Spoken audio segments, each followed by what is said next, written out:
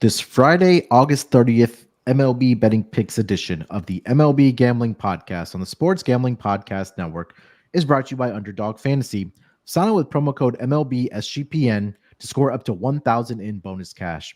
We're also brought to you by Rhythm. Get your 7-day free trial today by going to sportsgamblingpodcasts.com/rhythm. That's sportsgamblingpodcast.com/RITHMM.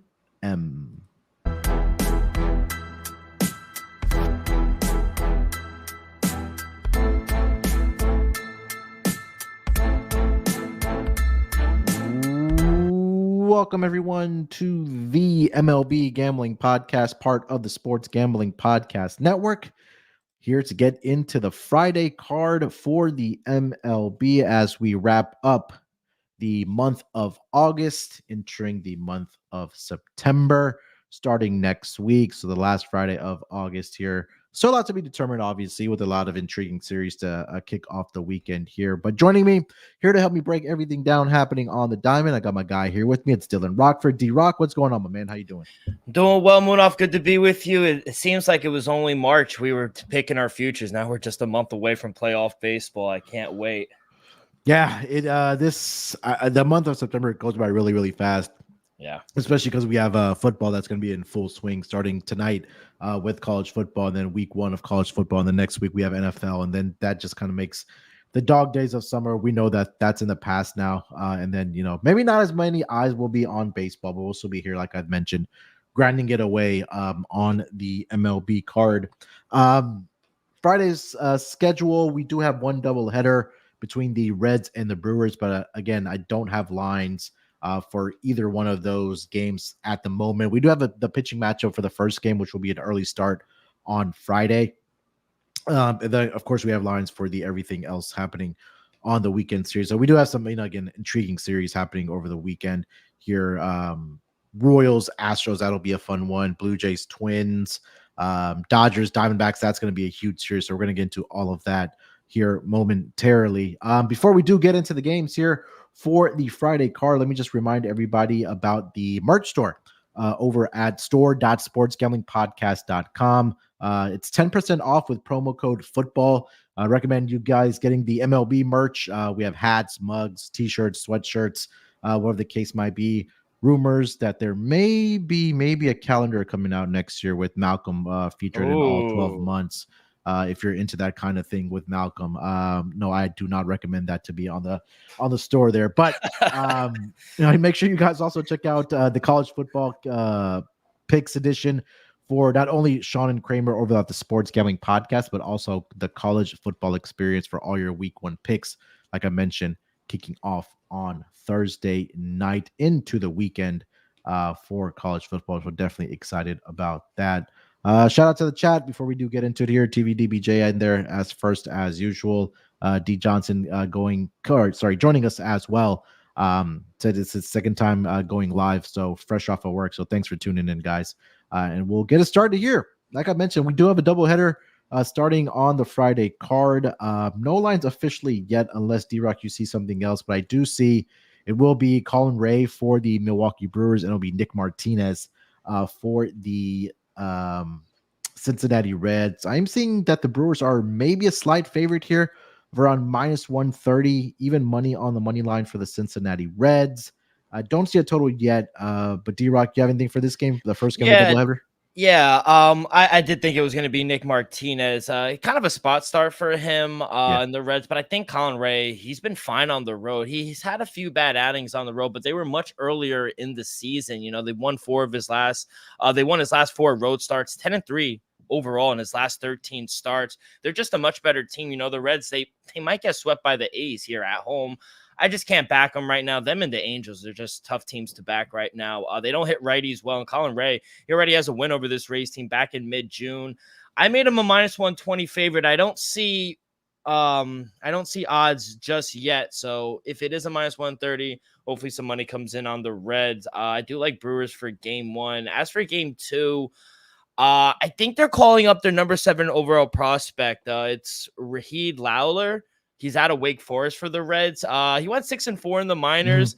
He didn't strike out a ton. He's only given up 9 home runs in 108 innings, so he keeps the ball in the ballpark, which is good. But and for the Brewers, I think it might be Joe Ross. Depending on how the first game goes, the Brewers, if they are able to push Colin Ray a little longer or, get to him, the bullpen might be used for the game 2 as well. So it all depends on how this first game goes. If Colin Ray gets into some trouble and the Brewers have to use their pen more than they have to, I might not want to back the Brewers here in game 2. So I feel much better about it after I see game 1, but I do like the Brewers for game 1. Yeah, Colin Ray's coming off a start against Oakland A's, 6 2/3, 8 hits, 4 earned runs. He did give up 2 home runs in that game. Did have a great start against the Guardians last Sunday, or sorry, I should say 2 Sundays ago. 7 shutout innings, and then he got roughed up by the Dodgers. But I don't know how much we can really take away from pitchers getting roughed up by the Dodgers. But the thing, the home runs are a little bit of a concern with Colin Ray going into Cincinnati tomorrow. The Brewers were able to salvage the series against the Giants. I think the Giants took the first 2 games of that series, but they were able to get the last 2 behind Freddie Peralta and Aaron Savale on Thursday afternoon there. So, again, they're trying to maintain that lead in that NL Central division here. And maybe the Reds have something to say about this, but at least for the first game, I agree with you. I think it would be on the the Brewers side here. Typically, I don't get into the second game of a doubleheader because a lot of it is lineups, and honestly, we sometimes don't know who the pitchers are going to be. And sometimes on the day of, there's a lot of shifting that does happen. Maybe the starter that's for game 1 gets pushed back to game 2, and there's things that are happening. But at least if this is a confirmed matchup for game 1, I'll definitely be on the Brewers side here between the Brewers and the Reds. We'll get over to the next game on the card here for Friday. And this is going to be, I think, everything here for the Atlanta Braves. They are headed to Philadelphia to take on the Phillies. Currently, before the Friday games do start, the Braves are 5 games back in that NL East division behind the division leaders, Philadelphia Phillies. But at least for this start, it will be Ronaldo Lopez. For the Atlanta Braves, I'm seeing Ranger Suarez getting the start here for the Philadelphia Phillies. Looking at the lines for this game, I am seeing the Phillies are a -134 home favorite, +116 on the money line for the Atlanta Braves. Total set at 8 in this game here. D-Rock, what do you got for Braves Phillies? Yeah, it should be a really good series, especially with this game, Ranger Suarez and Ronaldo Lopez. My numbers made the Phillies a -130 favorite. Despite all the injuries and everything going on for the Braves, they just keep winning. They find ways to win. And regardless of what my numbers say, I think they're live here. Ronaldo Lopez has been terrific against the Phillies in his 2 starts against the Phils this season. 0.82 ERA, only 1 run given up in 11 innings, 16 strikeouts. Maybe look towards a K-prop, but I just don't see why it can't continue. They lead the league in the second half of the season in total home runs. You wouldn't notice this, but the Braves, they just find ways to win. Their offense has really picked up. Suarez had a nice outing in his return against the Royals in his last start, but the whole month of July, he just didn't look good. I think the Braves keep it rolling here. I think they're live. +116. Hopefully some money comes in on the home Phillies so we could get a better number, but I think the Braves are live here. Yeah, the Braves, we talked a lot about how their offense was struggling, with all the injuries that they've been dealing with, but they scored at least 5 runs in every single game in that series against the Twins. Maybe they're able to roll that over in this series against the Phillies, where I think maybe at the right time the offense is waking up, and you would probably love to see a Chris Sale in this series for the Atlanta Braves. But I mean, look, the season that Ronaldo Lopez is having for this Braves team, like you mentioned, especially against the 2 starts that he has against the Phillies this season, has been absolutely fantastic. And I ask myself this question every time we're on the pod: is that where would the Braves be right now without Chris Sale and Ronaldo Lopez? I know Lopez missed some time, with the injury there, about 3 weeks or so, but he did come back in his first 2 starts. It looked like he just picked up right where he left off. That first start was against the Phillies, like D-Rock mentioned. 5 innings, 5 hits, 10 strikeouts in that game. They won that game 3-1, and then the last start was against the Washington Nationals, where he went 6 innings, 3 hits, only allowed 1 earned run again. 7 strikeouts in that game. So I'll look at the Braves maybe in the first 5 innings here. I couldn't talk you off of the full game either. I think there is some value here on the Braves. And again, if those bats are waking up like they did against the Twins, this Braves team could possibly be making a run, not only maybe for this NL East division, but also giving themselves a good position in that National League wild card going forward. A couple guys in the chat here, Gio, asking, the Reds are calling up that prospect that D-Rock mentioned when we talked about that second game of the doubleheader. GVDBJ mentioning the Phillies messed up the Braves, or they're going to mess up the Braves tonight after getting embarrassed and saving the bullpen. I think the series is going to be fun to watch. Series I'm going to be glued to it, and it's going to be a lot of fun to watch 100% between these two squads, because again, Braves, this could almost feel like it's a make or break series for them if we find out if they do get to the playoffs or not. All right, let's keep it rolling here. Next game on the schedule, we'll go over to the Chicago Cubs, and they are visiting the Washington Nationals in this game. I am currently seeing it will be Shota Imanaga for the Chicago Cubbies, and it'll be Jake Irvin for the Washington Nationals. Looking at the lines for this game, I'm seeing the Cubs are a minus 162 road favorite, plus 136 on the money line for the Nationals. Total is set at 8 in this game here, D-Rock. What do you got for Cubs and Nationals? Yeah, I like the Cubs here. I made him a minus 150 favorite here on the road. I'm not the biggest Jake Irvin fan. He struggled in the month of August. He's given up 2+ runs in 9 straight games, 4+ hits given up in those 9 straight games as well. So just giving up a ton of contact. Meanwhile, Imanaga, he's been great on the road for the Cubs. They're playing well. He does give up the long ball a little too much for my liking. I just think the way the Cubs are smashing the ball on the road, I just don't believe in a shootout type of game. I don't think the Nationals can keep up offensively. The Cubs have scored a total of 57 runs in 5 games. I don't think I would ever imagine uttering those words with the Cubs. And this Nationals bullpen stinks. Yeah. I like the Cubs big here. I'll take them on the run line at the plus money price. I want to say they scored double-digit runs in all 3 games against the Pirates on the early in the week, if I'm not mistaken. But you mentioned it, right, with Imanaga, especially on the road for this Cubs team. I'm trying to pull up the numbers right now for Imanaga on the road. So he's made 11 starts on the road for the Cubs thus far this season, D-Rock. 8-3 straight up are the Cubs in those games, 7-4 on the run line here. And you mentioned it with Jake Irvin. There's a lot of inconsistencies with him, and it's more been so on the bad side of things.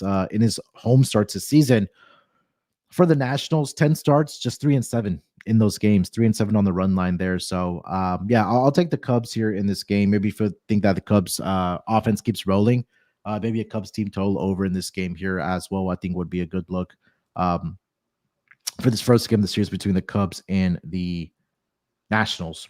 Next game on the schedule, we'll go over to Detroit, where the Boston Red Sox are going to be in town. I'm seeing Tanner Houck getting the start here for the Red Sox, and of course, it'll be Mr. Undecided until game time, or probably a couple hours before the game for the Detroit Tigers. Red Sox are a minus 136 road favorite here, plus 116 on the money line for the Tigers. Total set at 8.5 in this game here, D-Rock. Do you see a projected starter for this game, or it's still TBD? Yeah, I think it should be Casey Mize. I think he's coming off the 60-day IL. He had a bullpen session a few days ago, and the Tigers said it went successfully, so I do think he'll get the start, but it's a rule for me. I usually don't like backing guys in their first start back, especially the guy hasn't pitched in 2 months, so I know the Tigers are red hot right now, but I only made the Red Sox a minus 130 favorite. They've won their last 2 games. And, I think on the road, after a tough home stretch for the Red Sox, hopefully those 2 wins could help them build off that and get a little momentum going here on the road. They're averaging 5.23 runs per game on the road this season. They rake against righties. I just think this might be a really bad spot for Casey Mize to come back. So, it's a little past my number, but I still think it's a short price. Red Sox are much better away from Fenway, so I lean here with the Red Sox. Yeah, I mean, you mentioned right, the Red Sox have been really, really good, or I should say better than average on the road thus far this season. Tanner Houck was off to a fantastic start during the regular season for this Red Sox team, and he's been really good on the road, right? 11 starts he's made. He's 4-3 with a 3.09 ERA. He's been really good in night games as well. Pitching even better at 2.84. And the area that he does get into trouble is during the day, where he has a 5.64 ERA. So, and like you mentioned, right, anytime I do see a pitcher that's coming off the IL, We don't know how long he's going to be out there typically, whether it's a innings cap or whether it is a pitch count for him.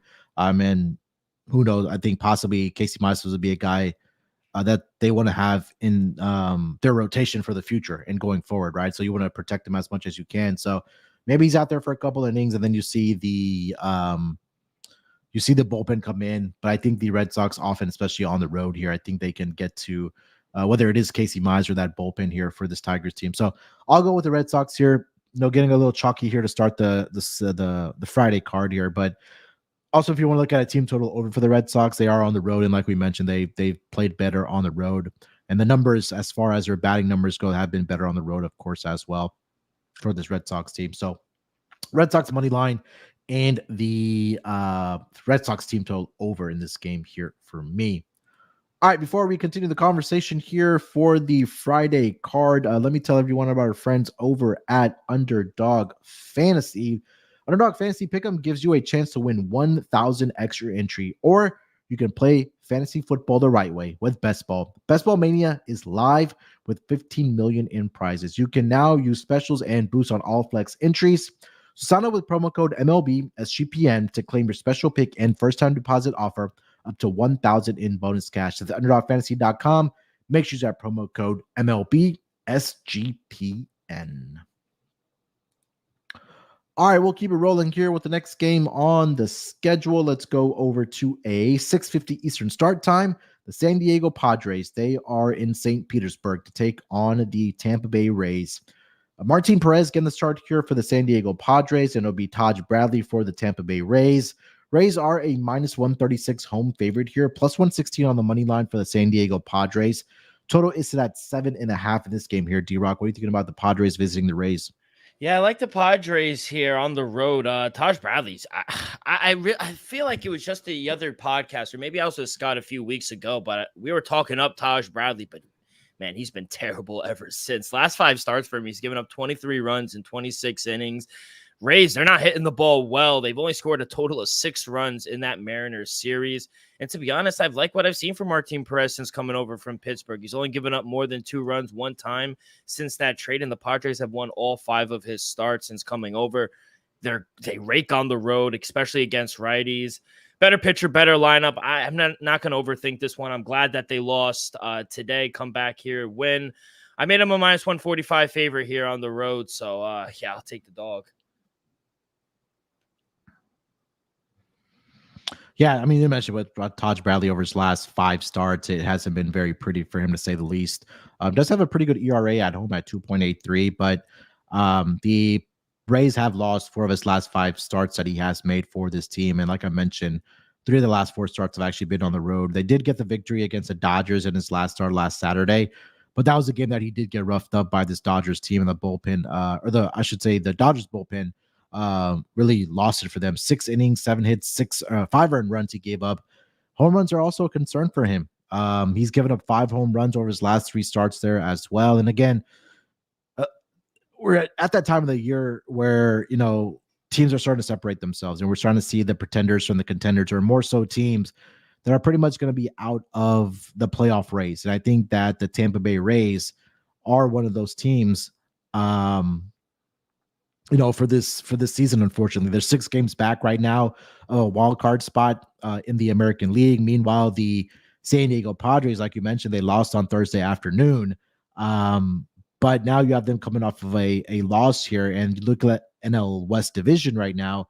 They are 4.5 games out of that division lead, but more importantly, they want to maintain their lead that they have over the Braves, who we just talked about, that have a big series against the Phillies this weekend. So I'll look at the Padres side here. I like the plus odds here. I'll mention this as well. Taj Bradley's 10 starts this season, D-Rock, at home in St. Petersburg, in Tropicana Field, 9-1 towards the under here. So if we like Martin Perez to be in good form here, I think this could get under the total here. That number right now is posted at 7.5. So I don't think it'll get to 8. I think it'll probably stay at 7.5. Maybe they get to 7, but I do like the under in this game. I think maybe a Padres like a 4-2, 5-2 type of victory, where it just does get into the total and goes to the Padres side. We'll get over to the next game on the schedule.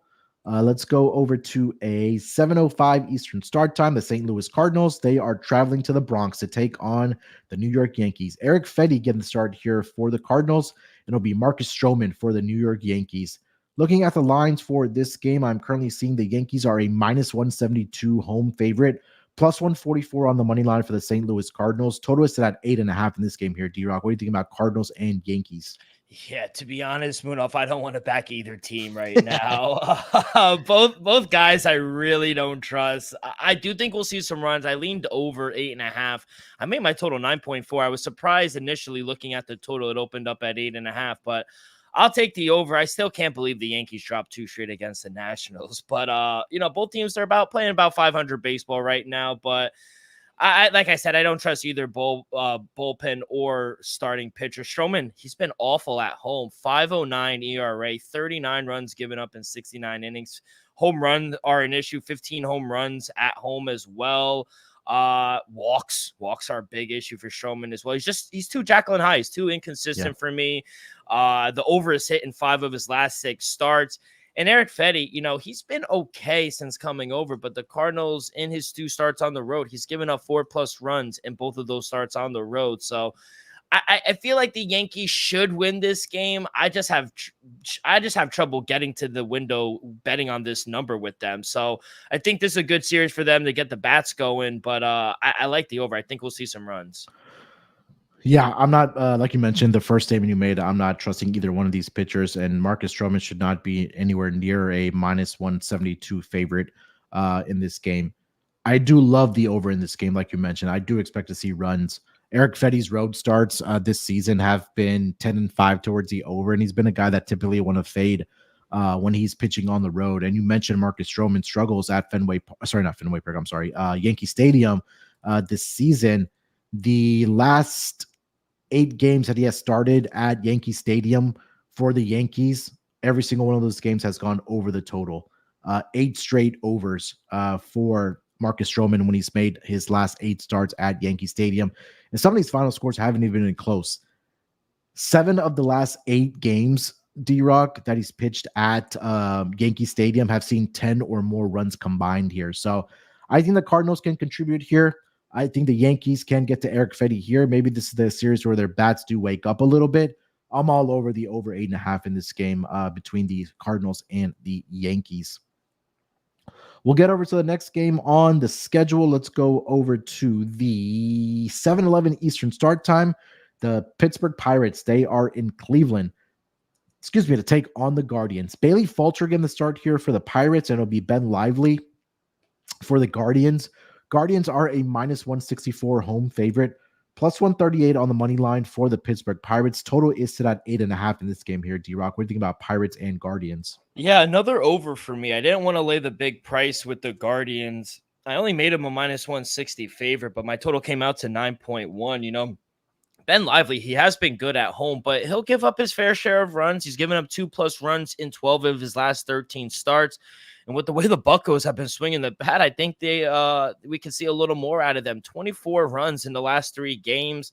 And this is also a fade on Bailey Falter, who another very inconsistent pitcher. He struggles on the road, and once that Pirates bullpen comes into the game, we saw what happened the other night. Paul Skeens pitches a great game, and that bullpen goes in, and the Cubs wind up putting 10 runs on the board. Yeah. So I just can't trust it. It's another one where I think we'll see some runs. So over 8.5, I made my total 9.1.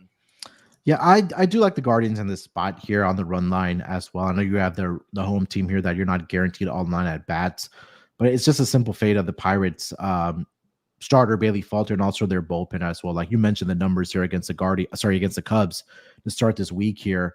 And I think that carries over into this series against the Guardians. Guardians can't mess around because that division race, the AL Central, is tightening up big time. And I think the Guardians in the first game of a series at home are one of the more profitable teams, 13-8 in that first game at home thus far this season here. And the Pirates, again, I mentioned the bullpen. I don't trust Bailey Falter. I think you were getting a nice plus price here on that run line here, plus 126 for the Guardians. So I'll take that to the bank here behind Ben Lively. I'll mention one more note about Ben Lively pitching in Cleveland. has been very, very profitable. The official numbers in 11 starts that he has made, 9-2 straight up, 8-3 on the run line is Ben Lively. And as a home favorite in those spots for Ben Lively, 8-2 straight up, 7-3 on the run line. So been very, very profitable when he's pitching in Cleveland for the Guardians.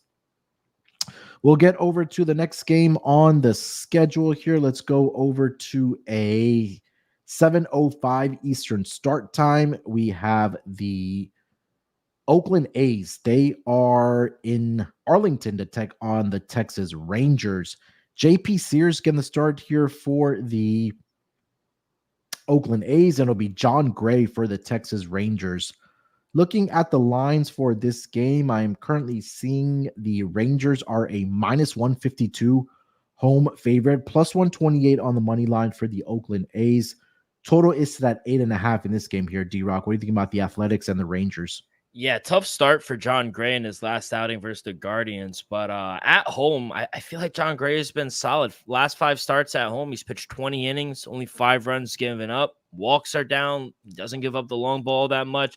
I think he could be fine here in this spot. The question is, can the Rangers give him run support? Yeah. Maybe. I think this is a good spot for them to get some runs. You know, they do hit lefties better than they do righties. And JP Sears, he's given up 3+ runs on the road in 4 of his last 6 starts on the road. So, you know, A's, they're just a much different team on the road than they are in Oakland. I'm going to have some faith. I know this is tough, but at +142, I think it's some good value here. I needed a +130 or better to take the Rangers on the run line. +142, I think there's some value there, so I'll take the plus money here. I think the biggest concern that I have about the Rangers is that they faced the White Sox early in this week, and they weren't able to score more than. I know. And they should have lost the other night. Yeah, catch of the year. Yeah, honestly, it was. And that's a concern that gives me, because if you're not able to get hits and runs off of this White Sox pitching staff, especially that bullpen, that's a huge red flag for me. Yeah. JP Sears on the road hasn't been that bad. I mean, 13 starts. He is 6-7, so he does have a losing record. But they have been close games. The run line, they're 9-4 in those spots here, and they're 9-4 towards the under there as well. Again, it's just like you mentioned, right? Can the Rangers provide any type of run support to John Gray? And right now, I think the answer would be no. Yeah. So I'd probably look at an under in this game, shockingly, until the Rangers prove me wrong about making or getting hits and scoring runs. I mean, even TVDVJ pointing it out that they weren't even able to cover the 1.5 run line against the White Sox in that series this week. They only covered it once, which was a game that they resumed back on August 27th. I think it was from that 26th game, got suspended, and they started it again. They got the 3-1 victory there, but the last 2 games, 4-3 for the Rangers and 2-1. So it seems like the pitching staff is doing well, but at the same time, like we mentioned, they're not scoring runs there. So I'll lean towards the under 8.5 in this game between the A's and the Rangers. We'll move it along here to another pretty fun series for this weekend here. 8:11 Eastern start time. The Kansas City Royals, they are in my part of the world to take on the Houston Astros. Seth Lugo, pretty good pitching matchup here. We'll get the start here for the Royals. It'll be Framber Valdez for the Houston Astros. Astros are a -166 home favorite here, +140 on the money line for the Kansas City Royals. Total is at 7.5 in this game here. D-Rock, what do you think about the Royals and the Astros? Yeah, another over for me. I only made the Astros a -155 favorite. Total came out to 8.3. So, you know, just look at the last few starts for Seth Lugo. 6+ hits in 4 straight starts, 2+ runs given up in 5 of those 6 starts. You know, that's just not something you want to do against the Astros, who, you know, they're hitting over 260 both at home and against righties. So might not be a good spot. I think the Astros will be able to score some runs here. I like their team total over 4.5, whatever you're able to get. And as good as Valdez has been at home, you know, the Royals, they smash left-handed pitching as well. They're averaging 6 runs per game their last 4 games on the road. So another incident where I think we'll see some runs from both of these teams. I think we'll see a lot of runs. So 2 top lineups. I would say 2 top 5, top 6 lineups in the league. So, yeah, I think over 7.5 is just too small. Yeah, Astros offense has really turned it around. I know they've been missing Kyle Tucker for an eternity now. I'm not sure when, and honestly, he's going to be back. That shin injury I feel like there's something deeper to it, because the last thing I read, he's not even running bases yet. And I think it's telling that they just signed Jason Hayward as well to kind of give him some outfield depth there. So hopefully he's back for the playoff run, but we'll see. Again, it's been a very long time since seen Kyle Tucker. Yordan Alvarez coming off of that game where he hit 3 home runs against the Phillies. Alex Bregman is back in the lineup there as well. So you have your top guys intact, but I think more so for this Astros team, D-Rock, it's been really that bottom of the lineup that's also given them contributions, which is a breath of fresh air, especially for those guys at the top of that lineup. Framber Valdez has been pitching really well over his past several starts. Came back down to earth in a little bit over his last start against the Baltimore Orioles. But prior to that, the Astros had won 10 straight starts that Framber Valdez had made for this Astros team. And like you mentioned, he's been really good at home as well. But this number does feel a little low at 7.5. Wouldn't be able to talk you off an Astros team total. But I think that one thing that's been a really gold mine for me has been the Astros in the first 5 innings. So I'm going to back Framber Valdez in that first 5 innings. If you want to take the money line or the run line in that spot for the Astros, I do think that they get it done in that first 5 innings. I just still cannot trust that bullpen for the Astros. I know they're supposed to get Ryan Pressly back here soon. Maybe that gives them, a boost to that bullpen. But right now, I just can't trust them with that bullpen. So I'll back the starting pitcher here, Framber Valdez, in the first 5 innings. All right, before we get over to the next game on the schedule, let me tell everyone about our friends over at Rhythm. Have you ever wanted to create your own sports betting model for football? Do you even know what a sports betting model is? SGPN is a proud partner of Rhythm. It is the #1 AI-powered sports betting platform that's helped provide bettors with all levels the ability to build custom predictive betting models in seconds and get predictions for betting on money lines, spreads, totals, and props. You can build your own model, copy one of the top performing models from the leaderboard, or press build a model for me, and Rhythm gives you predictions for every game and player prop, and also has a myriad of stats, research, and trend analysis to give you even more betting insights. The Rhythm college football model loved Delaware State and the points last weekend. Build your own model and get ready for college week 1. Claim your 7-day free trial today by going to sportsgamblingpodcast.com/rhythm. That's sportsgamblingpodcast.com/RITHMM. All right, let's move it along here to the next game on the schedule. We'll go over to the...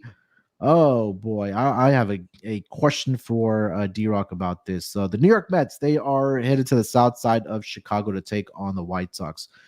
Tyler McGill getting the start here for the Mets. It'll be Jonathan Cannon for the Chicago White Sox. D-Rock, what are you going to do if the White Sox sweep the Mets? Oh, man. I mean...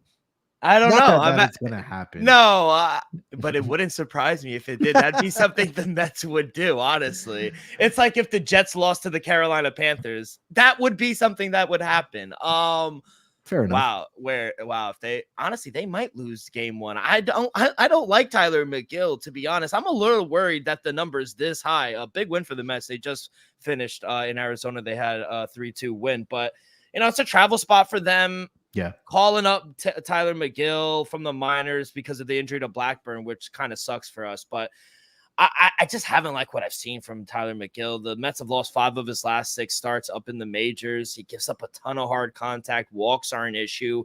Walks in general have killed the Mets this season. It always seems like after a 2-out walk, the other team gets a huge hit. It kicks us in the ass all the time. So, but I do think the Mets could score a few runs here. Maybe go over their team total. Jonathan Gannon, he has given up 5+ runs in 2 straight starts against the Tigers and the Giants, both who don't have a better lineup than the Mets right now. Mets, they rake against lefties. So if they hang around a 4, 4.5, or even a 5, I made my team total for the Mets 5.4. So I think Mets could score some runs here on the road. I would just be worried. I only made them a -210 favorite here on the road. It worries me that they're this big of a favorite, though.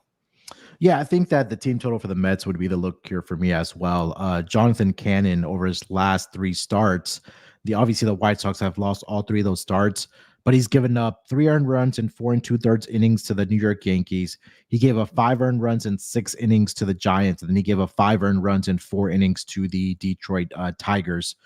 So I think if your book offers those first 5 team totals for baseball, I would look at the Mets first 5 innings team total over. I wouldn't be opposed to a full game team total over as well. Like you mentioned, right? Tyler McGill, the numbers kind of speak for himself. 2-5 on the season, 5.17 ERA. Both pitchers in this game have a tendency to walk guys. I think more so as well. For both Tyler McGill and Jonathan Cannon. So I think over could be a look here in this spot as well. But I think my more favorite play, what D-Rock mentioned, is that I do expect the Mets to score runs in this game. So team total over would be the look here for the New York Mets against the Chicago White Sox. We'll move it along here to the next game on the schedule. The Baltimore Orioles, they are headed to Colorado to take on the Rockies. I'm seeing Albert Suarez, and correct me if I'm wrong, D-Rock, for the Baltimore Orioles. It'll be Austin Gomber for the Colorado Rockies. Looking at the lines for this game, I am seeing that Orioles are a minus 180 road favorite here, plus 152 on the money line for the Colorado Rockies. Total is at 11.5 in this game, and this will be a travel situation, obviously, for the Orioles. They have the late game on Thursday night against the Dodgers as they wrap up the series, and then traveling to Colorado to take on the Rockies here. But what are your thoughts on the Orioles and the Rockies here? Yeah, not a huge travel spot from LAX to Denver, but right. This is going to be a boring play. But I do like the Orioles here on the run line. That'd probably be the play. Initially, I thought the total was a little high, but watching the Colorado game today against the Fish and with how bad that bullpen is, I mean, I stayed away from the side or from the total, excuse me. I just can't trust that bullpen. Austin Gomber, I think he's been okay at home, but the Orioles are just great against lefties. They're averaging 5.2 runs per game on the road. We will have 9-mile-an-hour winds blowing out. Should be a windy night in Coors Field at elevation. I think the ball's going to fly. I think we've seen 20 runs the past 2 games at Coors Field, so I think we'll see some runs here. 2 guys I really don't like. Albert Suarez does struggle on the road. So I'm gonna take the lean over, but I do like the Orioles on the run line. Yeah, we need to see this Orioles team, at least their bats, wake up. They've been able to score runs early on. I think case in point last night against Walker Buehler.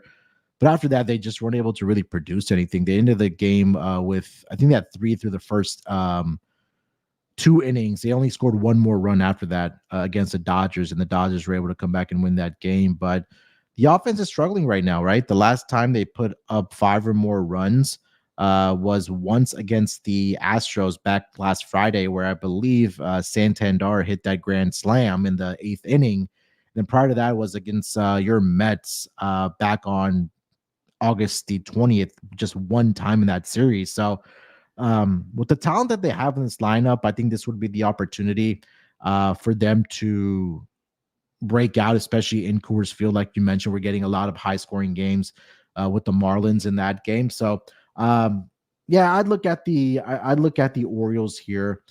Maybe their team total to go over as well. I think this is an opportunity for them their bats to really break out in this game. I did miss one game from earlier, so we'll go back to that one, which is the Toronto Blue Jays. They are in Minnesota to take on the Twins. Kevin Gausman getting the start here for the Toronto Blue Jays, and it will be Pablo Lopez for the Minnesota Twins. Twins are a minus 158 home favorite, plus 134 on the money line for the Toronto Blue Jays. Total is set at 8 in this game here, D-Rock. And usually when I'm seeing Kevin Gausman pitching for the Blue Jays, there's one of 2 things that are happening that I want to make sure that either he's pitching obviously either at home or is he pitching on the road. And we know what the home and road splits are for Kevin Gausman this season. So on the season, 12-9 with a 4.10 ERA. He's been a lot better pitching on the road this season for whatever reason.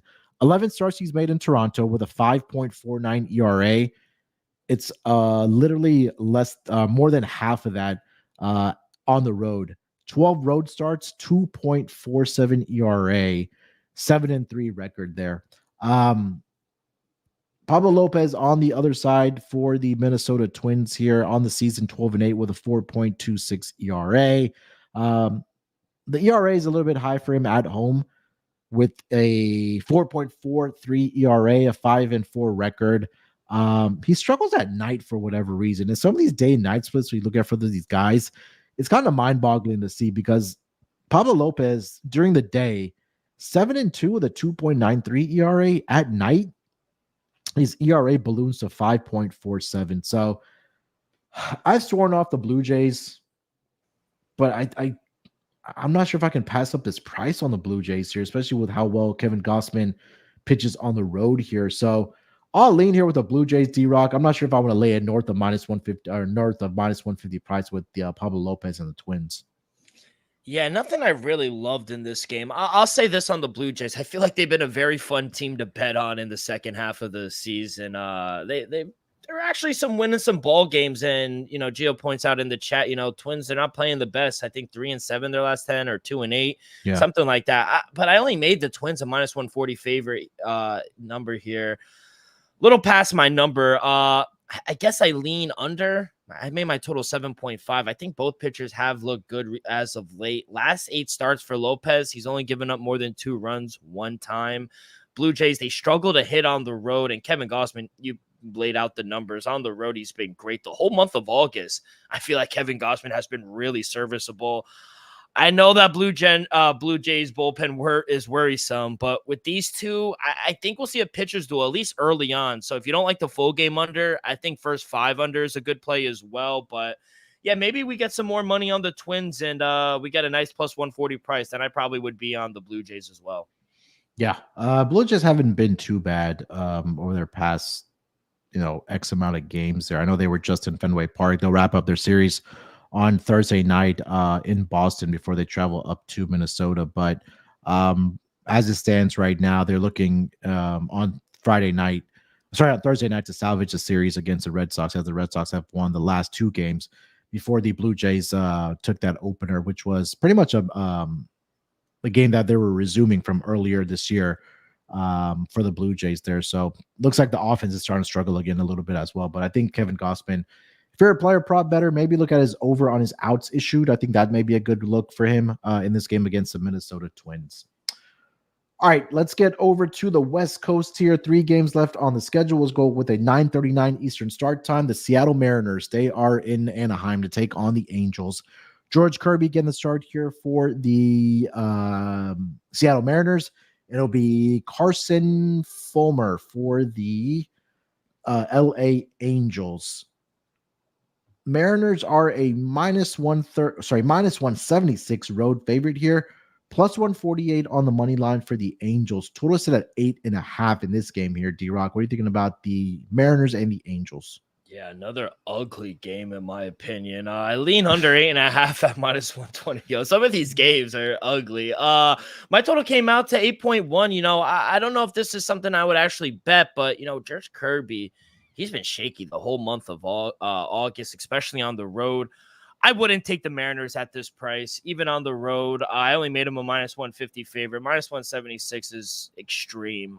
Kirby's given up 2+ runs in 5 straight starts. I'm not saying the Angels are going to go out there and win this game, but I do think they'll be able to keep this one close. Last time Carson Fulmer pitched against the Mariners, he had a great outing. And the Mariners actually won that game. So we all know how much the Mariners struggled to score offensively and runs to begin with. So I think we'll see a lower scoring game, maybe a 5-1, 4-2 type of game, but under 8.5, I think would be the play for me. Yeah, George Kirby on the road has struggled this season. He's made 15 starts for the Mariners. The Mariners are just 5-10 in those spots, 4-11 on the run line there. And again, just really not being able to produce any type of offense in that lineup. It's just a lot of guys that are either swinging for the fences or striking out. Yeah. And I think that's something that the Mariners, if they want to be successful going forward, is that they're going to have to address that in the offseason, kind of get some of the guys in the top of that lineup to be table setters, meaning guys that are hitting for average, getting on bases, and let your power guys come in and do the heavy lifting for you. Carson Fulmer has made 4 starts for the Angels at home, 1-3 straight up, 1-3 on the run line, 1-3 on the 3-1 towards the under. So could this be an opportunity where the Mariners break out against the Angels pitching rotation in that bullpen? It's a possibility, but I need to see it before I can get there. Even with how the Mariners, with Kirby being this north price north of minus 170 is what I'm trying to say. I think that's just outrageous right now. So I think I'm in the camp with what you mentioned there, D-Rock, about the under in this game until I see Mariners score a run. So give me the under 8.5. And tricky spot as well for the Angels, right? Because they're traveling from Detroit back home to Anaheim, and Seattle's just coming up from obviously them being at home early part of the week, just traveling down to Anaheim here. So I think the travel advantage, at least you can say, is for the Mariners in this game. We'll get over to the penultimate game for the Friday schedule, Battle of NL West teams, another big series here. The LA Dodgers, they are in Arizona to take on the Diamondbacks. Clayton Kershaw getting the start here for the Dodgers. It'll be Zach Gallen for the Arizona Diamondbacks. Dodgers are a minus 126 road favorite here, plus 108 on the money line for the Diamondbacks. Total is at 8.5 in this game here. D-Rock, what are you thinking about the Dodgers and the Snakes? Yeah, give me the home puppy. My numbers actually made the Snakes a minus 140 favorite. I feel like Kershaw is getting too much respect just based on his name recognition and not what he's done on the mound. You know, I don't think he's been anything to write home about. Doesn't strike out a ton of batters. Walks can be an issue for him. I just like Zach Gallen much more at home. Snakes, they've won his last 3 starts at home for Gallen, and he's only given up 4 runs in those 3 starts at home. Walks actually could be an issue for him as well, so maybe look towards a walk prop for either pitcher. But I do like the Snakes here at home. They are playing good both teams are actually playing really good baseball right now. But you know, coming off a loss in that series against the Mets, I think they bounce back here, especially against Kershaw. And I like what I've seen out of them more than I have the Dodgers recently. So at this plus number, I'm going to take the home dog. Zach Gallen since the 2019 season is 5-0 at home against the Dodgers. Now, I know he hasn't faced them since the 2022 season, but I think that's something to be said there. Yeah, you mentioned about Kershaw. I think it was last start where he had a rough outing for the LA Dodgers. He's made 7 starts since the 2019 season against the Diamondbacks, 3-4 in those games.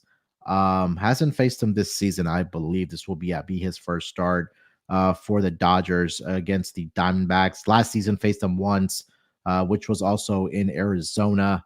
Was a 6-3 loss there for Clayton Kershaw and the Dodgers. And we know, right, the storyline with Zach Gallen. You want to back him when he's pitching at home in Arizona, and then you want to fade him typically when he's pitching on the road here. I'm trying to pull up the exact numbers here for Zach Gallen at home in Arizona when he has made starts, just in general.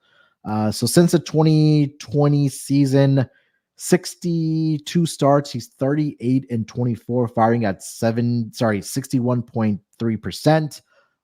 He's been even better since the 2022 season, 30-14 at 68%.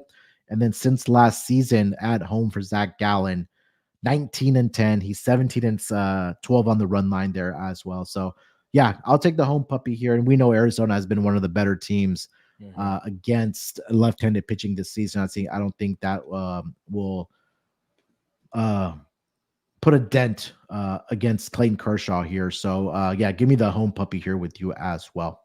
Last game of the night, we've got the Miami Marlins. They are traveling to the Bay Area to take on the Giants. Adam Oller getting the start here for the Marlins. It'll be Blake Snell for the San Francisco Giants.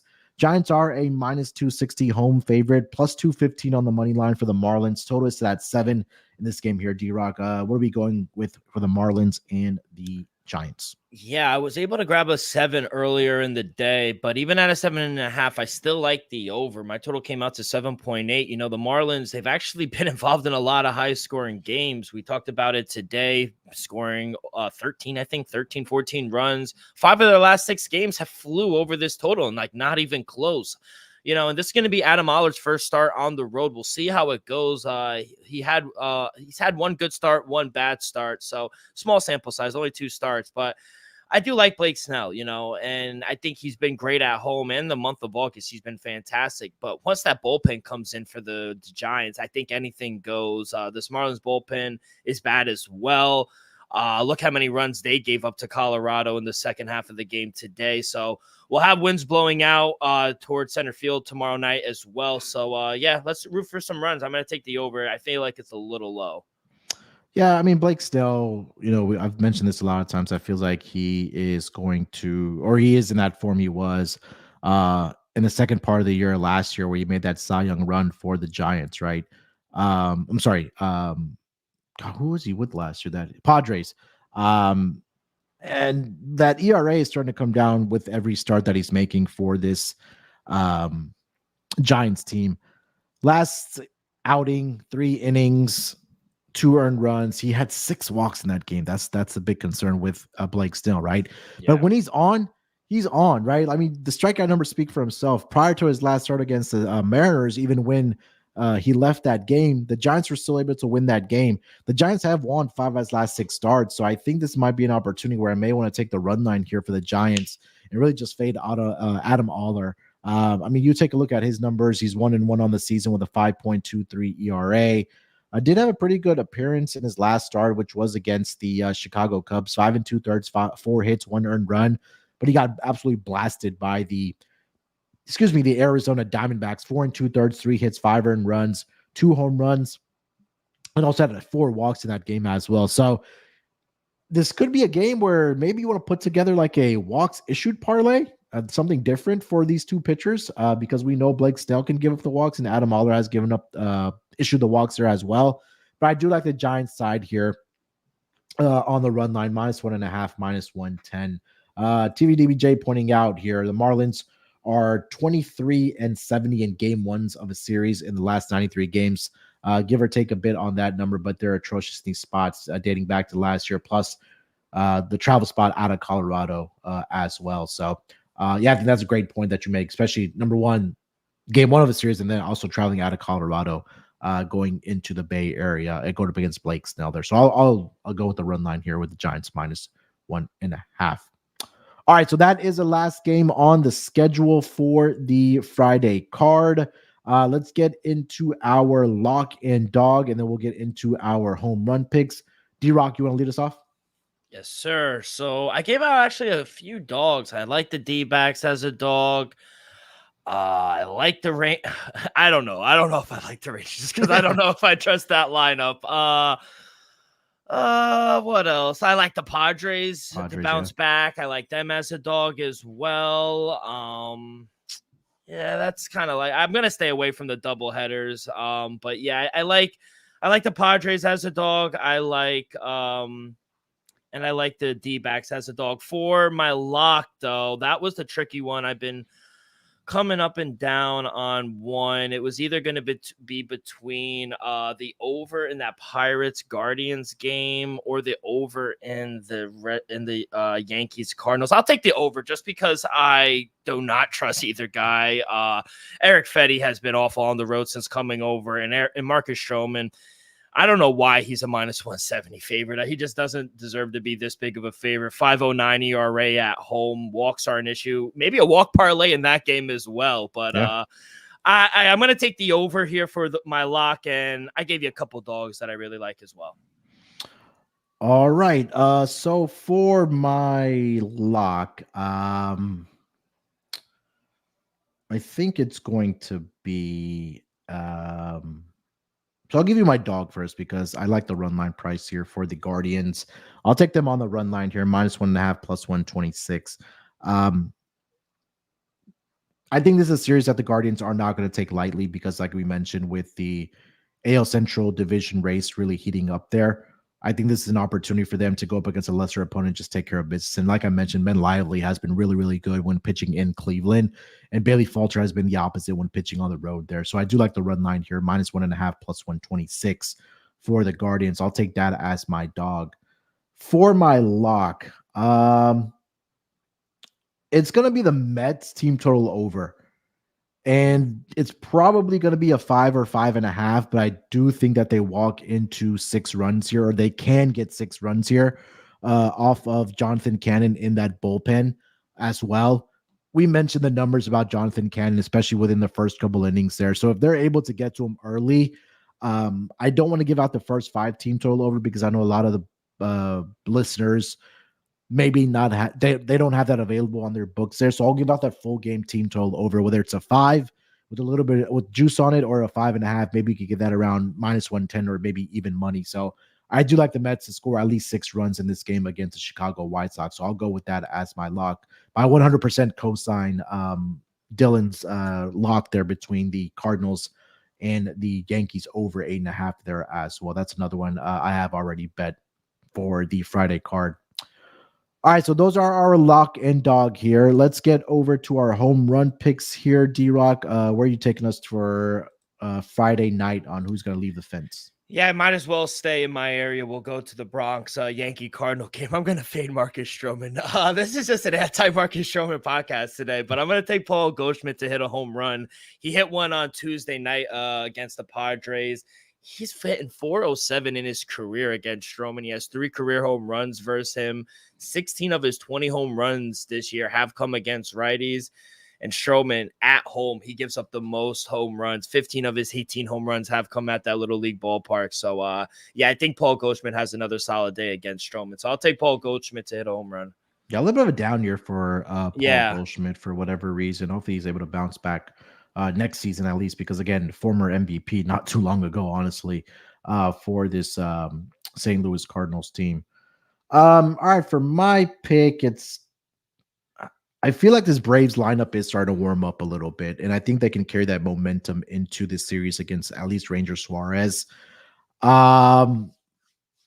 It's either Soler Power or Michael Harris for me because I know Michael Harris had left, I think it was last week, but with a hand injury, but thankfully it was nothing serious, and they were able to hold him, and I know he's been hitting the baseball very well.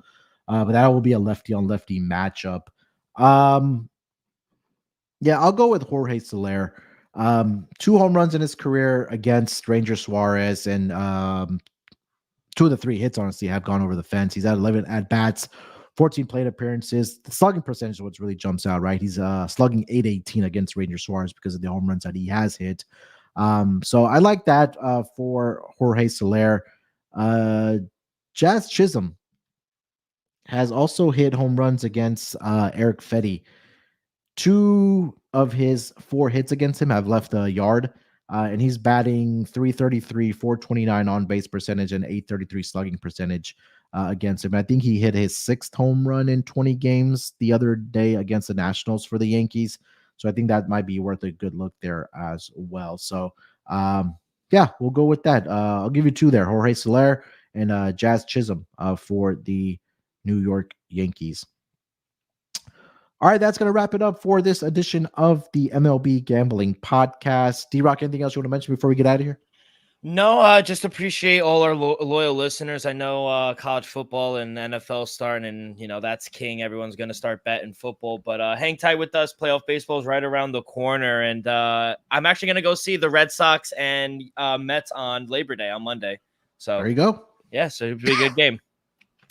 Yeah, 100%. That should be a fun one there for you to watch. So enjoy that for sure. But yeah, like D-Rock mentioned, with college football kicking off starting Thursday night and into the weekend, and NFL kicking off next week, all eyes will be there.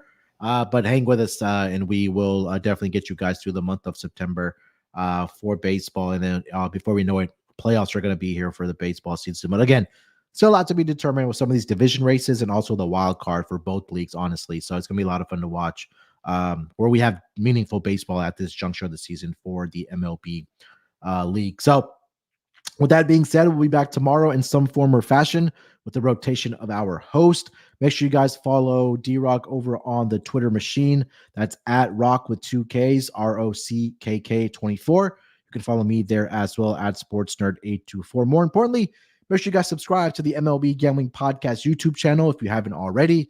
And if you have done so, tell a friend, tell a family member, tell a fellow degenerate bettor. Come join us here on the MLB Gambling Podcast as we are on the march for 2,500 subscribers before the season does wrap up for MLB. All right, good luck with your bets on Friday night. Till then, let's break these books off and always remember to let it ride.